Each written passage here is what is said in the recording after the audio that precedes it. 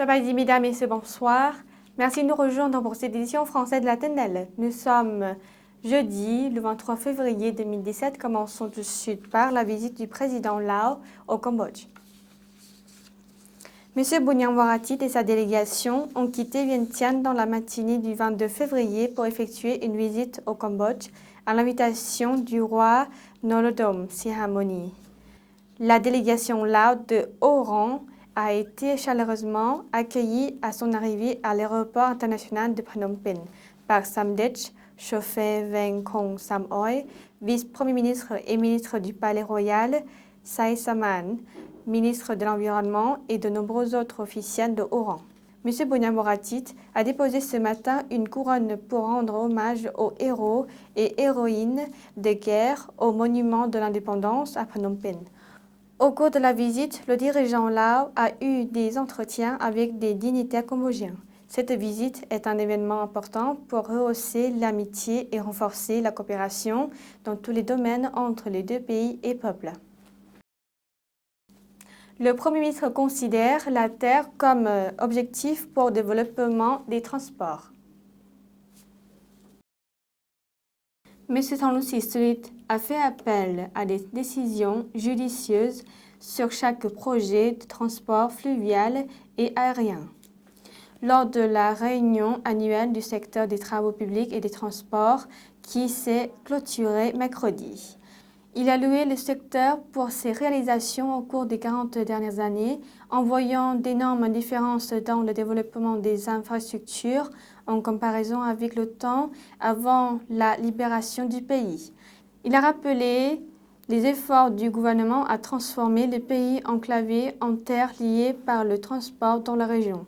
À cet égard, le Premier ministre Lun mentionnait le chemin de fer Chine-Laos, l'expansion de la ligne ferroviaire Laos-Thaïlande de 3,5 km à 7,5 km et un plan pour construire un chemin de fer pour relier le chemin-lieu de la province Kham Muan à un port au Vietnam, entre autres projets. Il a également révélé les informations autour de sa récente rencontre avec les vice-premiers ministres où ils avaient parlé de la poursuite de la coopération avec la Thaïlande sur le développement d'un réseau routier d'une valeur d'environ 2 milliards de bahts. Il a appelé le ministère à améliorer la qualité de l'infrastructure routière grâce à une bonne planification et la réalisation de tous les projets routiers qui avaient commencé, mais à éviter la mise en œuvre de nombreux projets en même temps, mais aucun d'entre eux ayant achevé. La reine Mathilde visite les sites de projets de coopération UNICEF Laos. La reine Mathilde de Belgique, en tant que président honoraire de l'UNICEF Belgique et sa suite, ont visité des projets menés conjointement par le gouvernement Lao et l'UNICEF dans les provinces de Salavan et de Champasak. La reine et sa délégation, accompagnée par le président de l'Union des femmes Lao, Madame Ilavan Kerwunpan, ont visité le village de Sainon, district de Lao Ngam, où ils ont été accueillis par le gouverneur du district et les villageois. Au cours de la visite, la reine Mathilde a visité un projet qui fournit des examens médicaux et des vaccinations pour les enfants et s'est rendue sur un site du programme de déjeuner scolaire de l'école primaire de Sanon. Elle a également visité un centre de développement des femmes soutenu par l'UNICEF.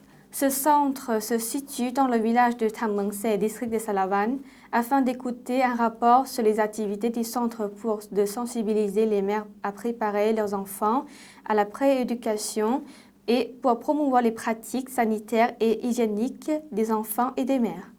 La reine Mathilde, en visite au Laos du 20 au 23 février, visitera également la province de Champasak où s'opère le programme de coopération mené conjointement par le gouvernement de l'UNICEF. L'ASEAN annonce ses priorités pour 2017. L'ASEAN a révélé ses priorités de cette année pour stimuler la croissance et de poursuivre les objectifs communs des 10 membres du bloc régional de l'ASEAN. Les ministres des Affaires étrangères se sont réunis lors de leur réunion restreinte cette semaine aux Philippines. Les Philippines, en tant que président de l'ASEAN pour 2017, a annoncé lors de la réunion des ministres des Affaires étrangères de l'ASEAN mardi les priorités qu'ils ont lancées. Les 6 priorités sont les personnes orientées vers et centrées sur les personnes asianes, la paix et la stabilité dans la région, la sécurité et la coopération maritime, une croissance inclusive, l'inondation dirigée, la résilience de l'ASEAN et ASEAN, un modèle de régionalisme et un acteur mondial. C'était la première réunion des ministres des Affaires étrangères de l'ASEAN sous la présidence des Philippines en 2017 avec le thème « Un partenariat pour le changement, engager le monde ». Le ministre des Affaires étrangères, M. Salom Saeko Masit, a conduit une délégation là à cette réunion. Les ministres des Affaires étrangères de l'ASEAN ont discuté des moyens pour traduire et réaliser les résultats positifs des 28e et 29e sommets ASEAN tenus au Laos en septembre l'année dernière. Les ministres ont également discuté de la coopération extérieure de l'ASEAN, les sommets pour marquer le 40e anniversaire des relations et de la coopération entre l'ASEAN et les États-Unis, le Canada et l'Union européenne seront également tenus cette année. Un sommet pour marquer le 25e anniversaire des relations et de la coopération entre l'ASEAN et l'Inde aura également lieu. Les ministres attendent avec intérêt les célébrations du 50e anniversaire de l'ASEAN cette année, commémorant 5 décennies de coopération et de développement communautaire dans l'ASEAN. Ils ont souligné l'importance de continuer à promouvoir les initiatives qui profitent directement à la population de l'ASEAN. Les ministres ont échangé leurs vues sur les questions régionales et internationales d'intérêt commun et de préoccupation et discuté des moyens de promouvoir la paix, la stabilité et la prospérité dans la région et au-delà.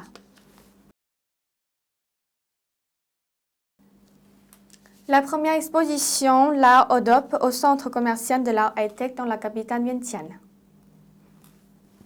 La première exposition des produits Odop Lao a eu lieu du 22 au 26 février au Lao High-Tech à Vientiane. Était présent à la cérémonie de vernissage de M. Phanthong Pithuma, vice-ministre du Commerce et de l'Industrie, et des invités Lao et étrangers. Cette exposition est co-organisée par le département du commerce et le département de la promotion du produit du ministère du Commerce et de l'Industrie. Cet événement met en vedette les produits Odop nationaux et offre des possibilités aux unités Odop et aux entrepreneurs de présenter et promouvoir leurs produits pour les certificats de Odop. Un produit, un district, est un produit fabriqué à partir de l'artisanat, de la sagesse, des idées et des ressources autochtones à un quartier particulier. Ils peuvent être à la fois matériels et immatériels comme les services, les attractions culturelles et touristiques, des modes de vie et les traditions. Le ministère a encouragé les entrepreneurs et les producteurs dans le pays d'établir leur propre unité Lodop. Actuellement, il y a près de 130 unités Odop produisant plus de 472 produits.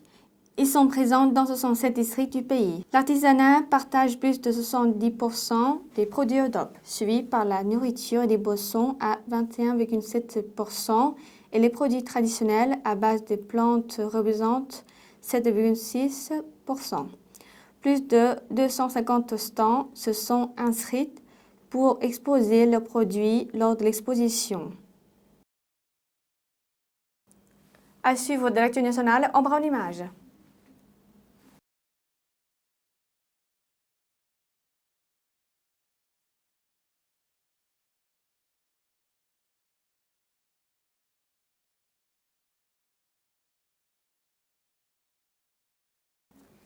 « 75 barrages hydroélectriques en service au Laos d'ici 2020. » Le Laos dispose à ce jour de 40 barrages hydroélectriques représentant une capacité totale de 6 304 MW ou 33 315 millions de kWh par an. Cette énergie, relayée par 75 centrales électriques réparties sur l'ensemble du pays, permet de répondre aux besoins de 90% des foyers de 148 districts, a récemment déclaré le ministre de l'Énergie et des Mines, M. Khamani Intira. La construction de ces barrages a nécessité un investissement de 10 milliards de dollars, soit 80 000 milliards de kip. Les barrages hydroélectriques sont une base importante pour le développement des infrastructures, l'industrialisation et la modernisation sur la base d'une gestion moderne de l'eau. Actuellement, 35 nouveaux barrages hydroélectriques sont en cours de construction au Laos. Ils seront mis en service d'ici 2020 et auront une puissance installée de 4 471 MW. Ces 75 barrages produiront au total 55 582 millions de kWh par an. Voilà, c'est la fin de cette édition. Toute l'équipe vous remercie pour votre fidélité. Pour voir ou revoir nos reportages, rendez-vous sur la page internet du Journal français LATNL. Au revoir.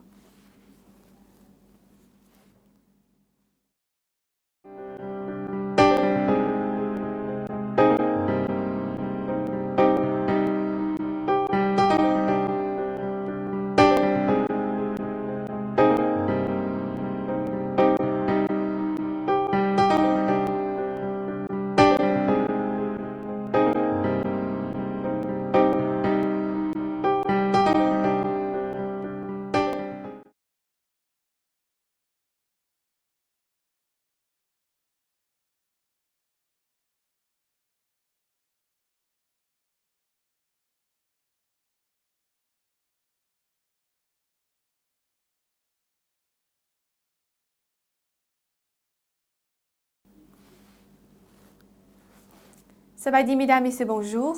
Merci de nous rejoindre pour cette édition français LATNL. Nous sommes vendredi, le 24 février 2017. Commençons tout de suite par la visite du président Lao au Cambodge.